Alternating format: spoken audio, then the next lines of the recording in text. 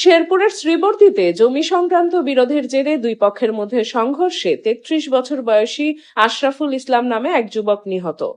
মোহাম্মদ মঞ্জুরুল ইসলাম মঞ্জু, শেরপুর প্রতিনিধি। এই ঘটনায় আহত হয়েছেন অন্তত ১৫ জন।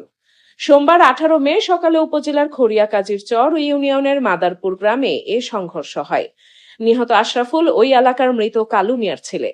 আহতদের মধ্যে রয়েছেন মাদারপুর এলাকার ৪৫ বছর বয়সী মাহালম, ১৮ বছর বয়সী শরীফ, ২৮ বছর বয়সী শামীম, ১৮ বছর বয়সী নজরুল, ৮০ বছর বয়সী আজিরন, হাজেরা সহ অন্তত ১৫ জন।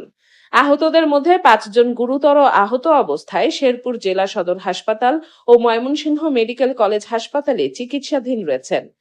নিহতের স্বজন ও স্থানীয়রা জানান, শ্রীবর্দী উপজেলার মাদারপুর এলাকার স্থানীয় ইউপি সদস্য নুরুল আমিনের সঙ্গে একই এলাকার মৃত কালু মিয়ার ছেলে আশরাফুল ইসলামের দীর্ঘদিন যাবৎ জমি সংক্রান্ত বিরোধ চলছিল। গত শনিবার ১৬ মে রাতে নুরুল আমিন মেম্বার তার লোকজন নিয়ে আশরাফুল ইসলামের বাড়িতে হামলা করে তাদের মারপিটের পর ভ্যান গাড়ি সহ বসত বাড়িতে আগুন লাগিয়ে দেন।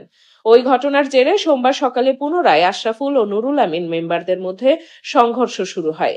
সংঘর্ষে আশরাফুল ইসলাম সহ উভয় পক্ষের কমপক্ষে ১৫ জন আহত হন। পরে আহতদের উদ্ধার করে হাসপাতালে নিয়ে গেলে কর্তব্যরত চিকিৎসক আশরাফুলকে মৃত ঘোষণা করেন।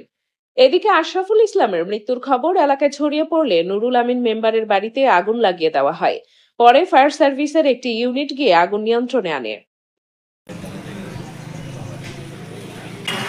গাড়িতে পুরো জিনিসপাতি